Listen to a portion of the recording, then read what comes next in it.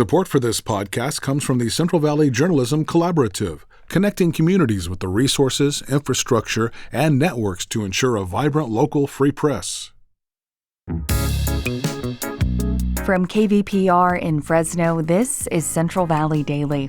It's Wednesday, May 14th. I'm Elizabeth Arkalian.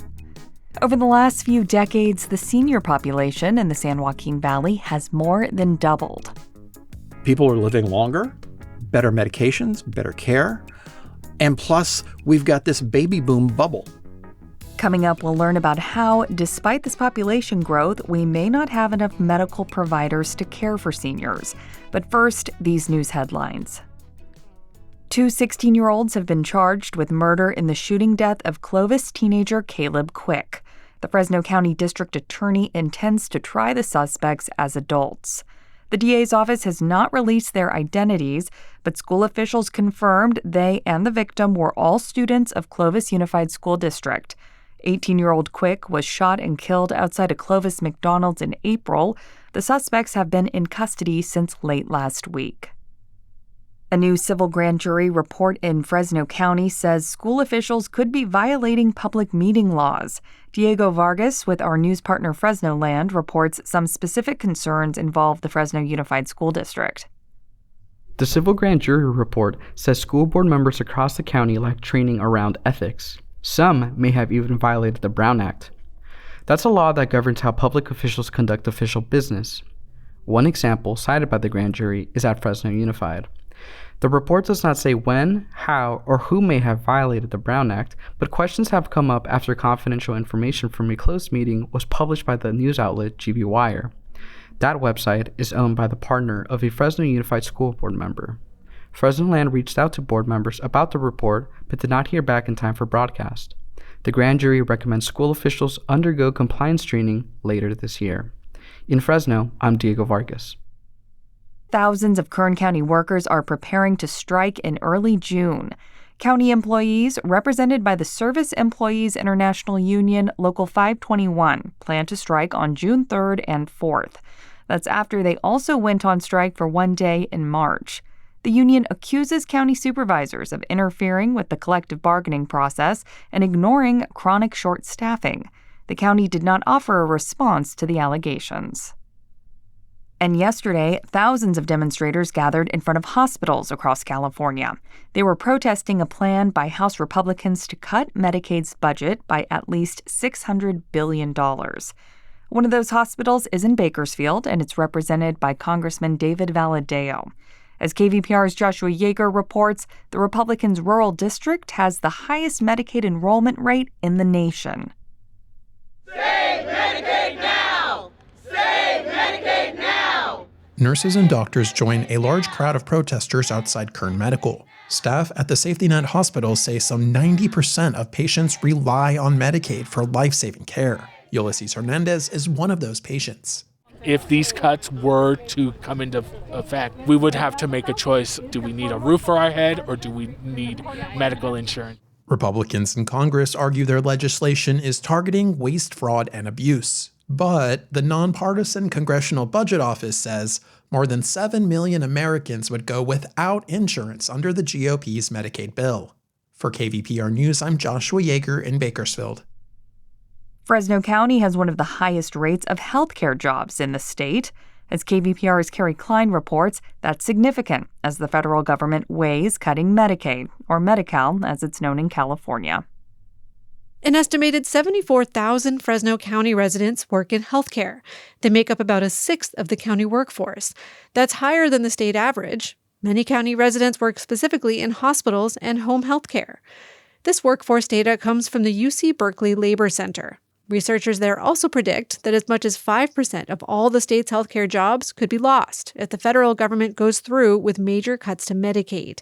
That could be especially significant in the San Joaquin Valley. The region already faces a shortage of doctors and specialists. More than half of all Valley residents are also covered by Medicaid. For KVPR News, I'm Carrie Klein. Support for Central Valley Daily comes from the members of KVPR. Join at $8 or more per month and access ad-free NPR podcasts through NPR Plus. Give now at kvpr.org/donate. And now to our main story. The number of people over the age of 65 in the U.S. is growing, and recent census data bears that out.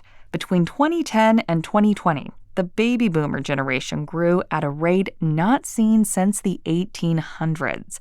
So what does medical care look like for this aging population? We know a chronic shortage of medical doctors affects all residents in the San Joaquin Valley, but recent reporting on health data shows that the shortage extends significantly into senior care. Tim Sheehan is a healthcare reporting fellow for the Central Valley Journalism Collaborative. He also reports for the newly created health reporting project by the CVJC called The Intersection. Tim recently reported that the number of seniors who are aging in the valley is outpacing available resources like specialists. And that's a problem because caring for the elderly can be complex, as you'll hear in our conversation today. Tim starts with a look at the growth of senior citizens here in the San Joaquin Valley. It's been a remarkable amount of growth. Looking back at census data going back to 1980, across the Central Valley, 8 counties from Stockton down to Bakersfield, we've seen the number of senior citizens more than double by, let's say, about 260%. Wow. Over that period. And that's just the 65 and overs. So for the oldest section of those folks, people who are over the age of 85, that segment has really grown. That has more than tripled in most of the counties. To what do we attribute that? People are living longer, better medications, better care. And plus, we've got this baby boom bubble, the population bubble from the baby boom, 1946 to 1960-ish. And so that naturally is creating a greater number of senior citizens as that generation reaches senior citizenhood. Yeah, well, you have a recent report that looked at how prepared our local healthcare system is for this growing senior population. Mm-hmm. What were your main findings? The main takeaway is that there's not enough specialty care for the older population, not only here in the Valley, but statewide and nationwide. It's a national problem, the shortage of people who are entering geriatrics, which is the specialty that deals with older folks. More and more medical students and medical residents are going into other fields, cardiology, critical care, other fields.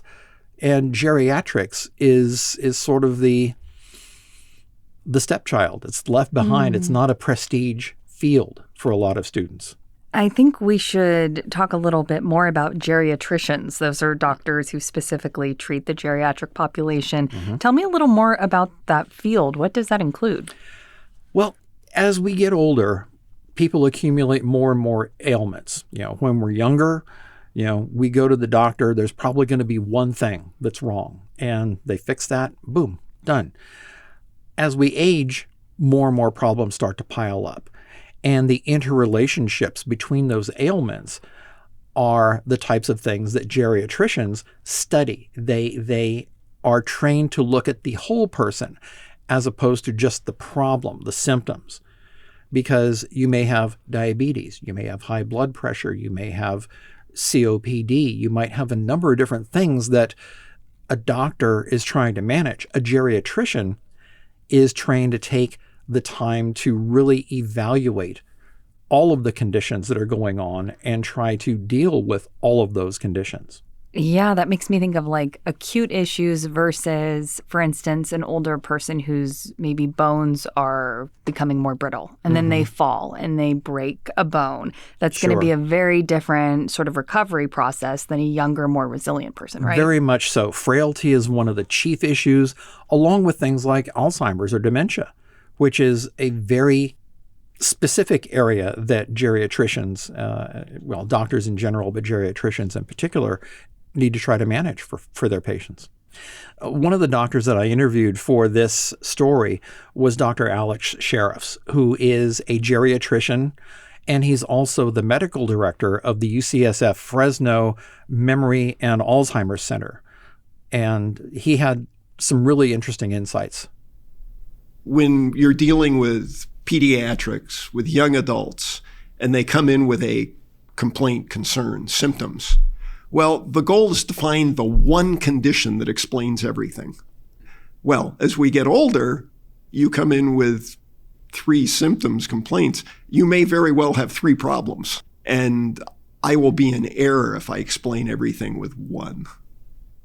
And Tim, are there particular parts of the valley where older people are more at risk? You know, the population is pretty much spread throughout the valley. You know, there's older folks in urban areas, rural areas, mountain areas, wherever. What we see, however, is that there are fewer resources available to help, to provide support for older patients in the more rural areas. There may be medical doctors, but there's probably not geriatricians. These are family physicians or physicians who already have a full load of patients, and they don't often have the time to spend the 30 to 40 minutes to talk with an older patient and try to get a handle on everything that's going on or all the meds that they're on. So, you know, in the rural areas, the issue is lack of access to geriatric care. Another thing that Dr. Sheriffs told me when I talked with him is that access to support is critical for older patients. Seeing patients at the UCSF Fresno Alzheimer and Memory Center, where they live gives me a clue as to how big an issue I have in front of me. Because people in rural areas have less access to resources. So what he is getting at there is that, yeah, it's not just medical care, but he talked about the importance of support groups for not only the patients, but for their caregivers. If you're dealing with someone with Alzheimer's, that is a very draining proposition for a caregiver. And so rural areas have fewer resources to help families that are dealing with that issue. Yeah, I can imagine like an in-home care team driving an hour into the foothills or the mountains. That would be a tough ask versus maybe being in a city center where there's access to more in-home care or things like that. It could become difficult. Absolutely. So what kind of work is being done to combat the doctor shortage? There are efforts by organizations like the American Geriatric Society to try to get more doctors, more medical students, more medical residents interested in getting into geriatrics. Or at the very least, if not going for a certification in that particular specialty or subspecialty, then making sure that they go through a rotation or 2 of geriatric care. One of the doctors that I spoke with from Kaiser Permanente up in Modesto and Stockton indicated that even just having a knowledge of the way that geriatricians look at things is helpful compared to simply being a family physician or internal medicine physician. Having that ability to be able to see things through the lens of a geriatrician, through at least having some training during their education. Tim Sheehan, reporter for The Intersection and the Central Valley Journalism Collaborative. Great to have you back in the studio. Appreciate it. You can also find a copy of Tim's report on our website in the news section. His story is titled Senior Population Growth in the San Joaquin Valley Outpaces Available Specialists and Care Resources. There you'll find a lot of data specific to counties across the valley. And that's today's show. Today's episode was produced by Jonathan Linden and KVPR with support from the Central Valley Journalism Collaborative. I'm Elizabeth Arkalian. Find the latest local news anytime at kvpr.org.